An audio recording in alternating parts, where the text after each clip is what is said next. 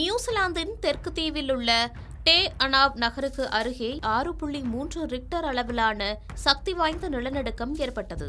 நிலநடுக்கத்தை தொடர்ந்து கடலோர பகுதிகளுக்கு சுனாமி எச்சரிக்கை விடுக்கப்பட்டதால் பரபரப்பு நிலவியது.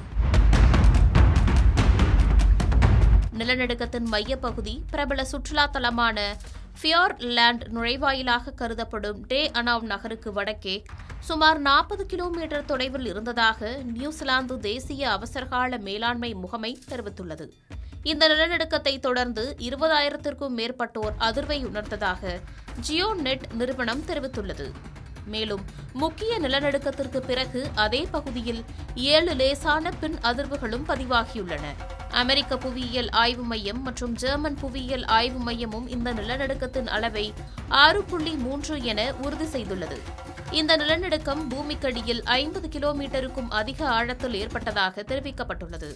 20 முதல் 30 வினாடிகளுக்கு இந்த நில அதிர்வு நீடித்ததாக பொதுமக்கள் தெரிவித்துள்ளனர்.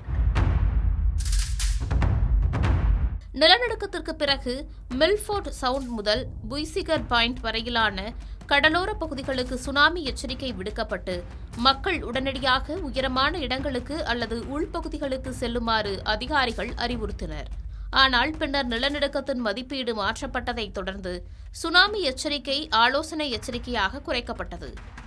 இதனால் கடலோர வெள்ள அபாயம் தற்போது இல்லை என்றும் உள்ளூர் சிவில் பாதுகாப்பு அதிகாரிகள் உத்தரவிடாவிட்டால் மக்கள் இடம்பெயர வேண்டிய அவசியமில்லை என்றும் அதிகாரிகள் தெரிவித்துள்ளனர். இருப்பினும் மில்ஃபோர்ட் சவுண்ட் முதல் புய்சிகர் பாயிண்ட் வரை கடலோர பகுதிகளில் வலுவான மற்றும் கணிக்க முடியாத கடல் நீரோட்டங்கள் ஏற்படக்கூடும் என்பதால் பொதுமக்கள் கடற்கரைக்கு செல்ல வேண்டாம் என்றும் நியூசிலாந்து தேசிய அவசரகால மேலாண்மை முகமை எச்சரிக்கை விடுத்துள்ளது.